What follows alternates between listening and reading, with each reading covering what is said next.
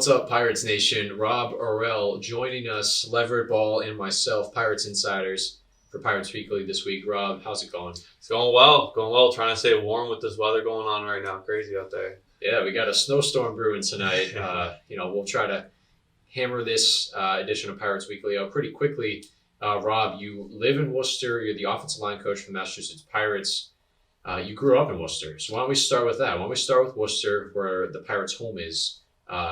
What was it like growing up in Worcester, and has it changed at all? You're older now? Yeah, so I grew up in Worcester, kind of down the street from, the DCU Center. I graduated at the DCU Center for both, high school and college. I went to Holy Name Central Catholic High School, which isn't there anymore, unfortunately. But it was a great time there. And then went to Nichols, which is still in Worcester County. We're not too far away from here. So I've always kind of been part of Worcester.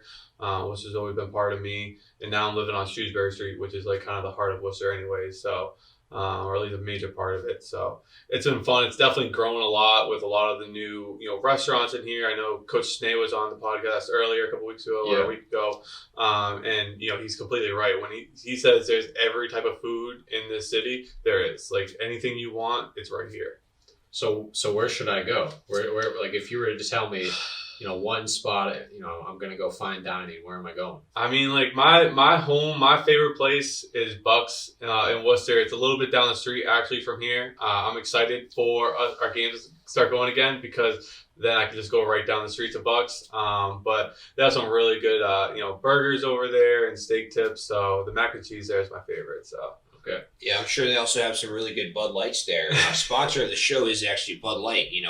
Our favorite beer. I'm sure it's yours as well. Great beer. But, we talked a little bit before we started recording about how the New England sports world, and especially in Massachusetts, is a small world. There are a lot of different people you'll meet who have mutual connections to you. And, when you were growing up in the area and playing football in the area, I know the Pirates are a new team. They weren't around when you were playing high school football. But do you always see yourself eventually coaching in this area and trying to stay in that network? I for sure always wanted to be a coach. I don't know. I think growing up, I always wanted to be a baseball coach because I love baseball. But then a couple of injuries as a pitcher didn't help me out. So I kind of more went towards the football world. And then just seeing a lot of the coaches that I've been with, especially my high school coach, Coach Pucko, who's kind of a Central Mass legend. Just seeing the energy that he brings always made me want to kind of like go into that world. And then, I wanted to be a teacher for a little while. So I think those kind of just go hand in hand. Being a high school teacher and then maybe a high school coach was something that I really was pushing for. Yeah. I definitely had some of those high school teachers. I can think of my high school English teacher was the golf coach at the time. Yep. So I don't know if he still might be there. Shout out to Mr. Murphy if you're listening.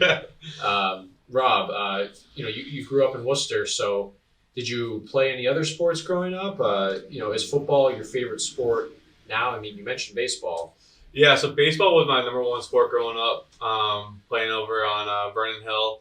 I was a pitcher. I loved it, and then I tore my labrum and rotator cuff, and as a pitcher, you can't really do that. So once that went down, that was kind of downhill with there. And then, I love playing pickup basketball. It's fun, especially in Worcester. There's always different courts going on. So, going out with my friends, it's a good time. What's the competition like? Is it like similar? Can it ever reach the heights of Rucker Park in New York? Or? I don't know if we're going that level yet, but that Worcester competition is definitely out there. Okay, all right. All right. I'll just do a quick 3, 2, 1. All right, 3, 2, 1. So Rob, you went to Nichols College, not too far from here, about 30 minutes from here. You spent 4 years there as both a player and coach. Why don't you talk a little bit about your time there? Yeah, so I started off, I went to Nichols, and my first 3 seasons we went 1-9. So it was definitely a rough spot to be in. And then we went into my senior year with just a fun class, a class that really wanted to win. We wanted to be leaders. We knew it took us being leaders off the field to get us on the field. So we went into that season and turned it around, had a 6-4 season, which was one of the best, broke tons of records there. It was a great time. And then, I graduated. I came back as a coach, coached defense for a little while, and then went back onto the offensive side where my heart is. with the running backs and then back to the old line. So it's definitely been a great time at Nichols. Nichols taught me a lot and gave me some great coaches throughout my time. Yeah, and you were actually able to extend your playing career a little bit, also playing with the New England Bobcats. And how do you think that experience, playing professionally yourself, prepared you for this role with the Pirates? Being able to relate to guys who are making a living playing football. It was fun. It's fun to be able to kind of take some of the tips that I learned through my playing and put it into what I'm talking to guys with, because we have a couple players that haven't played the indoor game yet. So, I'm kind of trying to use what I've learned and teach them right away because it kind of took me a little bit of time to get there. So if I can catch them up to speed to where I was and then take their ability already that they have, they're going to be some pretty good players out there. Yeah, and you were just talking how you're an offensive guy, and not too long ago, the NFL season concluded with Super Bowl 55. I don't know about you, but it was hard seeing Tom Brady win the Super Bowl with a different team. It was very bittersweet. Like, I was rooting for him, but at the same time, I was like, this is really weird. I'm not getting ready for a parade after Tom Brady wins. Right? So I was like, I don't know how I feel about this. But getting back to what I was saying, you're an offensive guy. So what did you think about the game? Because a lot of people are saying that, it was a surprising result, at least to me. It seemed like the Chiefs' offensive line was no matchup for the Tampa Bay pass rush. Would you agree? I would definitely agree. I mean, going into that game, I guess they had lost a couple of offensive linemen throughout it, and they were trying to plug in place with that and just take guys that weren't in normal positions. So it's definitely tough for them. And you got Mahomes back there just trying to stay alive after hit after hit. But I would definitely, everyone says, it all starts up front. If you don't have 5 guys on the same page that's blocking for you, you're going to just have a tough day. Yeah, I totally agree. And that will not be the case for the Massachusetts Pirates this season. The Pirates, to this point, have signed 8 offensive linemen, more than any other position on the team. I know that you've reached out to some of the guys. You've been in contact with some of the guys. Who are some of the guys that you've reached out to and you've had the opportunity to speak with? I talked to Kendall Baker, Chaz Wright, Jared. I've talked to really most of them at this point, and I'm just excited to get back to work with them. I was really, sad or disappointed with what happened last year. We were really getting something going with the offensive line, having food on Fridays, and like I said, Worcester being a food place, offensive line being in a food, position, kind of go hand in hand. So, we'd get done with lifts or work out, and then we'd just go get some food. It was a good time, and, it was really disappointing to see that season not, happen. But, I think with a lot of those guys coming back, we have a lot of that bond already going that we can keep it going from what we had. Yeah, well, like Oliver said, there's a lot of depth on the offensive line. You can't put everyone on the field, and it's a good problem to have a little bit too much talent unless you're one of the guys not playing. But, how does that make the guys better? The competition and having to fight for that playing time. It's, excellent breed excellence, right? Iron sharpens iron. So, when you have another guy going against you every day who's trying to earn his, spot, that's huge. So, you're not going to get comfortable in your spot. You're not going to feel like, hey, I started last week, so I'm going to start this week. It's not how it's going to be. And I'm excited for that. I want to see the excitement in the guys, when they come into the field and I have another opportunity to earn a starting spot this week, or make the roster, because not everyone gets to travel. So, those who put the effort in and, grind and fight for that spot, I think, will be fun. Yeah. And you started to talk about food, and, it's kind of making me hungry, but, it's always been a question of mine, how much do offensive linemen eat, and what do you eat on those, food Fridays you were talking about? So we, couple of the Fridays we had Chinese food, Spanish food. We had pizza, kind of stuff like that. Easy to bring over and just hang out. I was always an undersized lineman, so I was never grubbing too hard. But I always loved at the end of my camp when I was at Nichols, we'd go down to the buffet down the street. And it was just 20 offensive linemen. I feel like they probably hated us there, but it was great for us. It was a good time. I mean, probably, doing good business, though. For sure doing good business, but probably ate them out of all their food. Oh, yeah. No, that's relatable. My college rugby team, we would go to Smoky Bones. They had on Monday nights all-you-can-eat wing night for $10 a person. Jeez. They actually asked us to leave one night because the restaurant ran out of chicken. That's because hilarious. We had so many wings. But of all the linemen, obviously a lot of big bodies up front, but if there's one guy who just dominates in an eating competition, who would it be? I don't know. I feel like there's a open spot for that this year. I would say, last year probably would have been Wilson Bell. I felt like he probably could have put down some food, but this year, we'll see who's ready to take that throne. Yeah, EJ Price, when we interviewed him, he took a break to have a piece of pizza. Although, that being said, Oliver and I give him a hard time because combined, we outweigh him by 35 pounds. So he needs to eat more. Yeah, he needs to get that up. He needs to get on our level, yeah. One more question about food, Rob. Yeah. And then we'll move on, talk some Pirates. Have you ever been in an eating competition? I feel like I've been in a pie eating competition. And if I'm not mistaken, I won it, and I'm pretty proud of that one. Okay. Maybe that could be a event at a Pirates game or something. Yeah. Maybe we can get offensive linemen in, or maybe we can get some fans, Pirates Nation, to maybe join an offensive lineman. Yeah. Sounds safer than a Bud Light drinking competition. Yeah. Even though that is our sponsor. Yeah, you might be able to drive home. We encourage everyone to drink it responsibly, though. Maybe me and Coach Snee might have to have a pie eating competition sometime. O-line versus D-line. Yep. All right. Rob Orell joining us on Pirates Weekly, Levered Ball, myself, Oliver Nisi. Let's talk some Pirates. Rob, you joined the Pirates in the middle of 2019, their second season. What they went on to make the playoffs that season. Tell us what that was like, joining mid-season. And I believe you joined as the offensive line coach at the time when that happened, right? Yep. So I came right in, worked as the offensive line coach. It was fun. My first day, I met Marty and Brackett, and they just welcomed me right in. They were excited for me, and I was excited to be there. And then I just started talking to the coaches and started learning the scheme. And I was just kind of next day we had practice, and I was like, all right, let's go.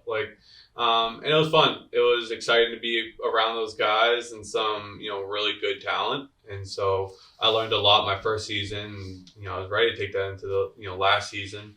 But going to the playoffs was really cool, and seeing some different arenas and different situations was awesome. Yeah. And we'll totally be able to see all new arenas this season as the Pirates transition to the IFL. We'll talk about the IFL later, but, 2020, it happened, but it didn't really happen because, players were getting ready for it. And then all of a sudden, out of nowhere, the pandemic hit. And why don't you tell us about that? Yeah, it was tough because, the coaching staff that was here, we really had things ready to go. We had playbook ready. We had, X's and O's. We had, we looked at the roster and we're like, this is a really good roster, and so looking at that, looking at our playbook, I'm like, how can we not win, And so when things kind of started getting pushed back, I was like, all right, well, we still have a chance. We can still do it. But, once we finally got that final call, it was a little bittersweet moment. Bitter because, we didn't have the season, but it was a nice moment nice to still be able to meet some of the guys that had come in.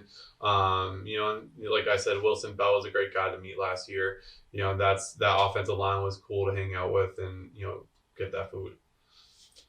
Yeah, and have you ever had an off season that long? Did you ever have to miss a season because of an injury or anything like that when you were playing? I mean, when was the last time you went this long in between seasons? So, unfortunately, I did have to miss one season, my playing days. I did have a surgery on my left shoulder my freshman year of college, so I had to miss that season. But I would say probably this is about as long as I've had to go without actual football. I've done some football over the summer where I coached some kids, and then I was coaching with Nichols in the fall, and I coached that for the fall season, the practices, but not having a game day, that's what I'm missing the most right now.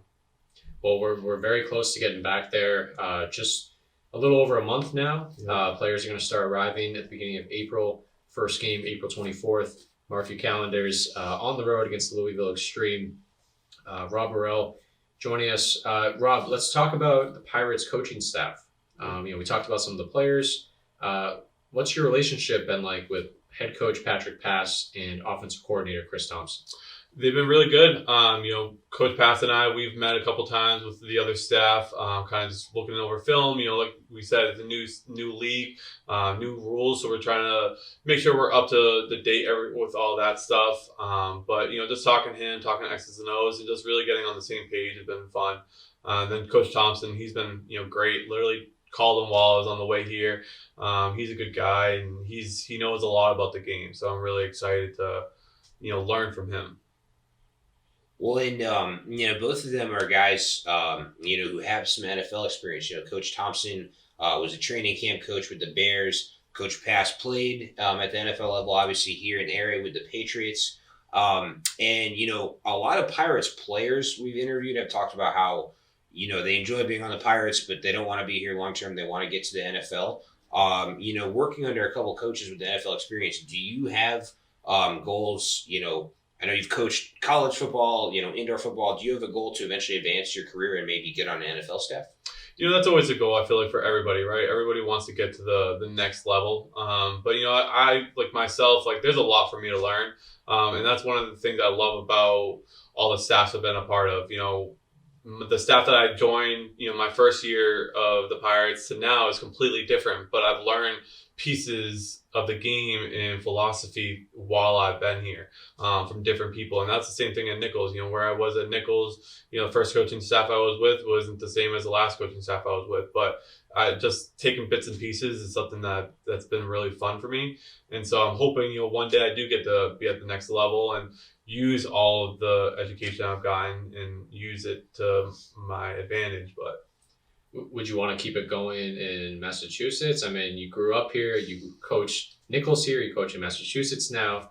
Would you want to keep it in Massachusetts, or would you willing to go somewhere else? Obviously I want to represent, Worcester in Massachusetts. I feel like that's every kid's dream. But also at the same time, I want to go make a name for Worcester outside of Massachusetts. Go to, the Carolinas, go to Texas, somewhere different, and be like, yeah, I'm from Worcester. Like, this is, the city that I'm from, and, these are all the great things that they've actually produced. Yeah, I got a little taste of that my first year at school. I was in Colorado at the time, and they're like, where are you from? I'm like, Massachusetts. They're like, whoa, that's far. So, yeah, I got a little taste of that myself. You got to encourage people outside the area to not call it Worcester. Yeah, I feel like that's some education I can, bring to the table. Yeah. Just hire me just so I can teach you guys about Worcester. And it's not only Worcester. Like Coach Thompson, he said, he's like, so how's Worcester going? So it's tough to get right. Some of these Massachusetts towns and cities. Yeah. I mean, I think that's the next thing that needs to be on the Pirates' social media is try to have some of the players pronounce some of the cities in Massachusetts. No, you're a genius, Rob. Hey. You might as well just use that. I'm trying. So, Coach, we've talked about, the upcoming season, and we've talked about, how weird it's been during the pandemic in the world of sports. So many things getting canceled or postponed. But, with the IFL season, the start of the season being pushed back slightly, how does that affect the preparation for the linemen? And also, how do you keep the guys focused and working hard when they don't know exactly when the season's going to start? Yeah, I mean, one thing that, Coach Pass used to say a lot last year was don't get ready, be ready. So when it's finally, we're ready to go, when we finally have our, schedule, game week is here, let's not now get ready.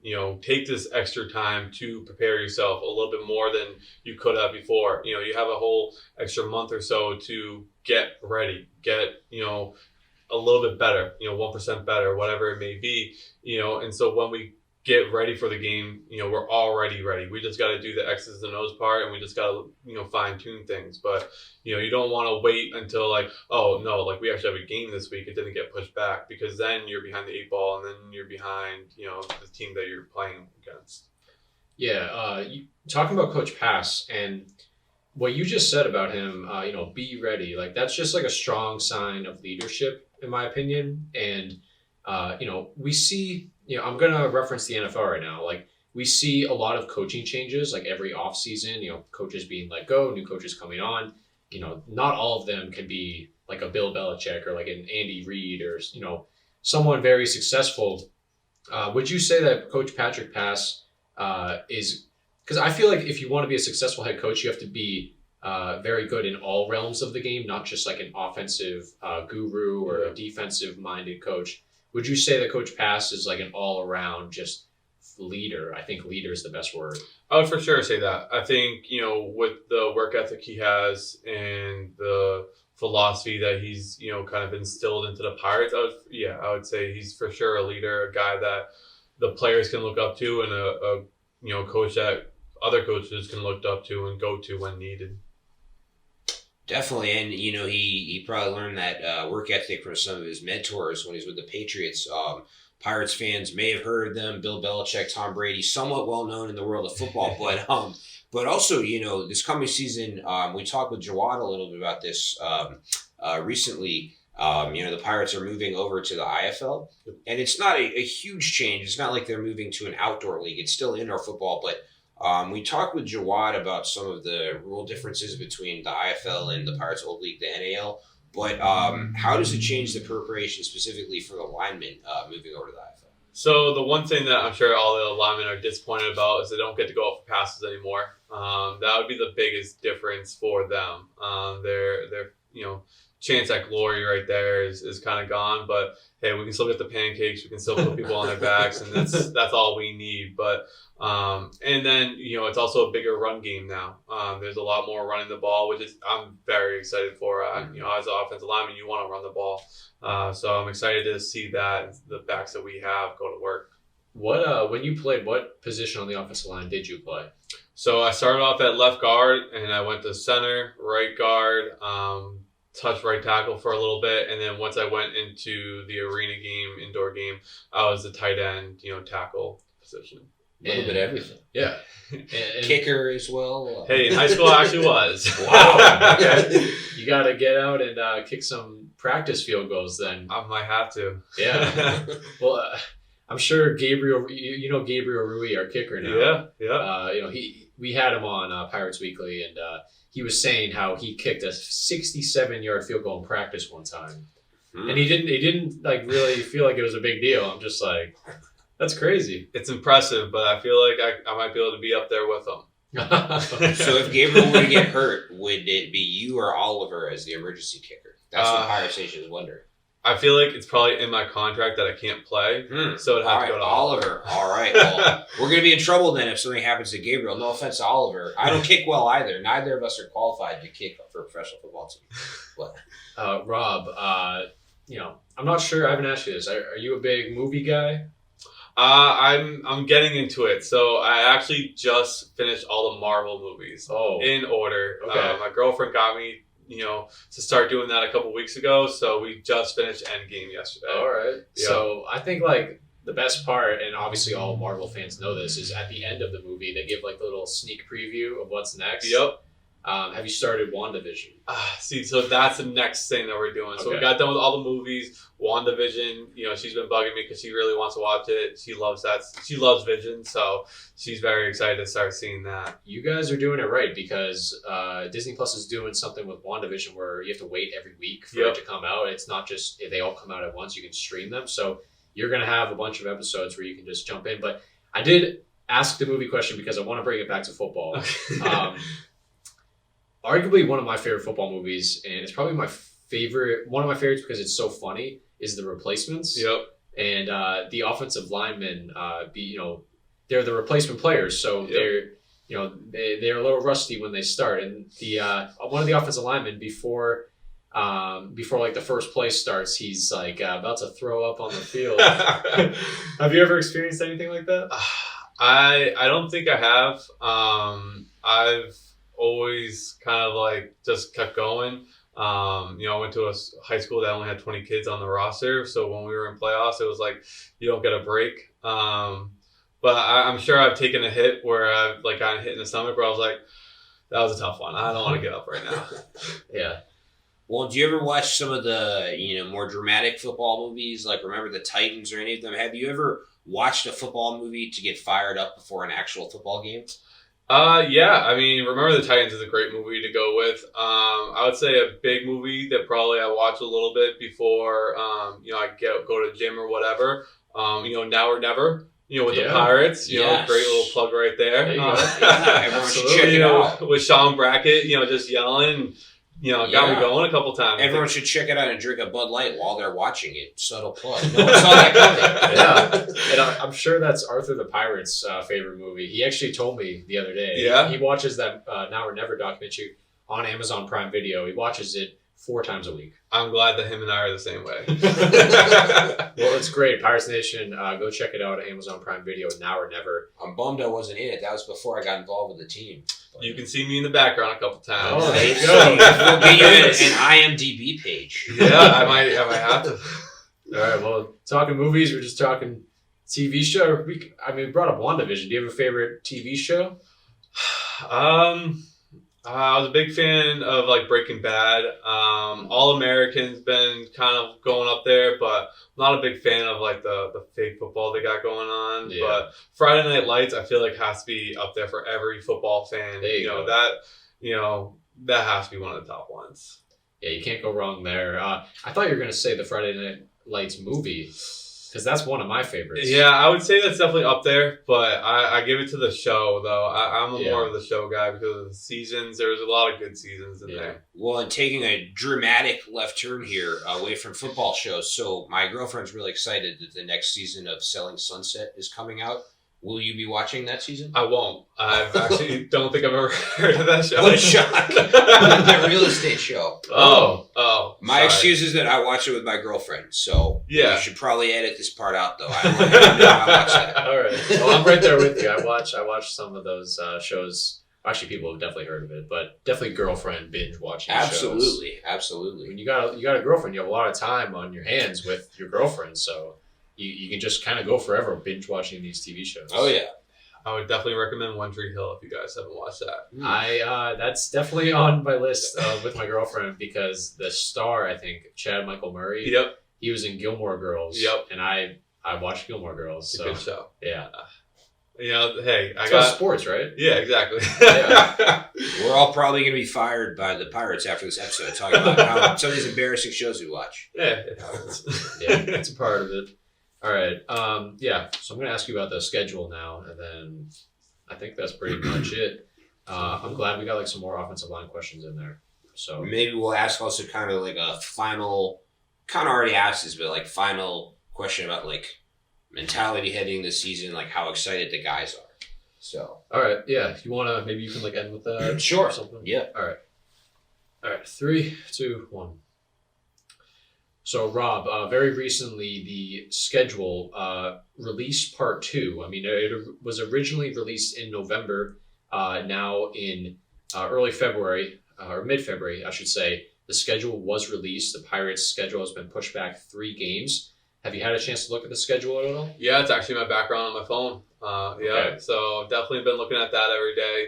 I think one game that I'm excited for is obviously first game. Yeah. Because, first finally getting back out there, and with the guys on a game day is probably one of my favorite feelings. But also, going out to Washington, that's going to be a pretty fun trip. And I'm excited for that one.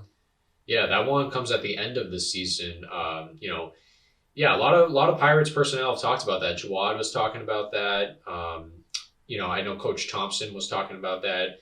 Some of the players, because one of the players told me they call it, and I told Jawad this, they call it Carolina West because Coach Billy Back is out there now, and their quarterback Charles McCollum is out there now. So, yeah, that will be a fun trip as well. But the first game, you said the first game you're most looking forward to. It is on the road, though. So this will be the Louisville Extreme, the opponent. It will be their first game ever. Yep. They're obviously going to be fired up, but how do you go about bringing that energy on the road with you when the Pirates haven't played a game in it's been a year and a half almost? I feel like that's the first game is going to be the easiest game for people to be fired up about. I mean, you haven't played in over a year, some of these guys over a year, you're just going to be able to go in there and just be ready to go. I think, that's going to be a game where if you're not fired up to play and coach, then you really got to, check yourself on that one. Because, my pulse is just going to be going outrageous for that day. Yeah, you just saying that, it kind of reminded me of something I heard along those lines. It's if you're not fired up, then why are you here? Yeah, Basically. exactly. So I'm excited for that game too. That Spokane game you were talking about. The Pirates have an 18-week season. What do you think about the bye weeks coming in week 4 and then week 6? 2 pretty quick bye weeks. Then you have to play 12 straight games without a break after that. Yeah, I think it'll definitely be an obstacle, but that's why we have the roster that we have. We had touched upon it before. This is probably one of the most offensive linemen we've ever signed. So there's depth. And I think that's going to be a big thing for this team and for a lot of teams is, how good is your depth and how ready is your depth? It goes back to what, Coach Bass said, don't get ready, be ready. So, you're the next guy up. Like, I want that next guy up mentality. That's something I always preach when I coach guys is, don't be the best, right side guy or left side guy. Be the best offensive lineman that I have ready to go. And you're going to see the field a lot quicker. I like that. Yeah, and we talked about, how exciting it is to get to play after all the time off. And, you talked about how, if guys aren't fired up after this big of a break, when will they ever be fired up? I think if any players are not fired up for the season opener, that's a sign they need to get demoted to the media team with me and Oliver, the lowest ranking people in the organization. But also, like I said, with the new league, we talked about it earlier, another reason to be excited, but with this transition to the IFL, the Pirates have a chance in their first season to establish themselves as, a powerhouse program in this new league and possibly be a dominant force in this league for years to come. So what's the team's mentality and how confident is the Pirates organization that, they can really be one of the best teams in the IFL for years to come? I think everyone's, pretty confident, not cocky, but confident. We see who we have on the roster. We know who we have as coaches right now. We're just ready to go out there, and show the IFL what we're all about. And, a lot of the other, people who are out there and looking at this team saying, what do we do, next? Because the last time we played, we lost in a very tough playoff game, so it's, how are we going to bounce back from that? And though it was over a year ago, a long time ago, really, the fact that, it's still, how do we bounce back from that? How do we, as those players that was on that team, go out there because their last time on the field was a very heartbreaking loss in playoffs. So, I think, just like I said with it's, if you can't be ready for this game because, of how long a break, when can you ever be ready? Well, those guys returning, those guys are even more excited, and more ready for this game because they don't want the last play to be that play anymore. They want it to be, winning again. Yeah, and you mentioned, the heartbreaking loss in the playoffs. I mean, the Pirates looked really good during the regular season that year. This is before my time getting involved with the team, but, I was actually watching some of the games that season, just as a fan, and they, the squad, as looked very good during the regular season. So maybe this coming season, the Pirates can make it happen in the postseason. How cool would that be? I think we can all agree if the Pirates could win an IFL championship in their first season in the league. That'd be pretty awesome. Yeah, it would be awesome. And it just, one thing that a lot of my coaches, and I'm sure you guys have heard it, is like, we just got to worry about day one. Worry about, when the guys come up here, April 1st, right? That's the day. Like, that's when everyone gets in here. It's like, all right, let's worry about that day. Let's worry about the physicals and all that. And then, we worry about the day after that. And, and the trophy will come eventually if we worry about one day at a time. But, it's hard to not think about the end goal. Yeah, I like that mentality. One day at a time. It's coming soon. April 1st, like you just said, first players will arrive. And you were also saying that, you're a returner. You were here the last time the Pirates were actually playing football. Some of the other players, a couple that come to mind, J.D. Griggs, Sean Brackett, the quarterback, you mentioned him earlier in Pirates Weekly. So, definitely a huge homecoming, a long time coming for this day, April 24th. It can't come soon enough. Rob Orell, thank you so much for coming on Pirates Weekly. It's been a pleasure, and we'll probably see you soon. I mean, you're around. Yeah, I'm always around. I'm right down the street. So, thanks for having me. I'm always happy to be here. We hope you don't replace us as the co-host, though. We'd like to stay employed. I'll do my You're best. very talented, Rob. All right, Rob Orell, Oliver Nisi, Levered Ball. We'll see you next week.